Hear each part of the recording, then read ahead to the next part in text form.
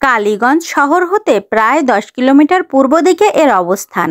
বর্তমানে মালিয়াট ইউনিয়নের বেথুলি মৌজার সুইতলা মল্লিকপুরে 11 একর জমি জুড়ে বিদ্যমান এই বটগাছটি এশিয়ার বৃহত্তম বটগাছ বলে খ্যাত।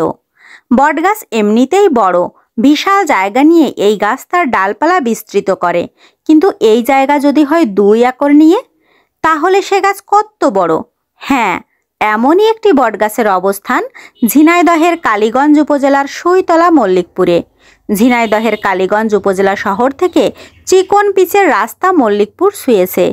12 কিলোমিটার এগিয়ে গেলে চোখে পড়বে সবুজের পাহাড়, যে সবুজের শেষ নেই।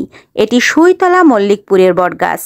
8 নং মালিয়াট ইউনিয়নের বেথুলি মৌজায় বর্তমানে 11 একর জমি রয়েছে। এখানে রয়েছে এই বটগাছের অবস্থান। এর উচ্চতা আনুমানিক 250 থেকে 300 ফিট। বর্তমানে বটগাছটি 52টি বটগাছে রূপ নিয়েছে। আসল যে গোড়া বটগাছ সেটি মারা গেছে। বিবিসি জরিপে 1984 সালে এশিয়া মহাদেশের বৃহত্তম খ্যাত এই বটগাছের অবস্থান ও নামকরণ নিয়ে রয়েছে নানা জটিলতা। কারো কাছে সুইতলার বটগাছ, কারো কাছে সুইতলা মল্লিকপুরের বটগাছ, আবার কারো কাছে বেথুলির বটগাছ নামেও এটি পরিচিত। বিবিসি জরিপে একে এশিয়ার সবচেয়ে বড় বটগাছ হিসেবে স্বীকৃতি দেওয়া হয়েছে। আর 2009 সাল থেকে সামাজিক বন বিভাগ যশোর এই বটগাছটির ব্যবস্থাপনা করে আসছে। গাছটির উৎপত্তি সম্পর্কে স্থানীয়রা কোনো সুনির্দিষ্ট তথ্য দিতে পারেননি, তবে প্রায় 200 থেকে 300 বছর পুরনো বলে ধারণা করা হয়।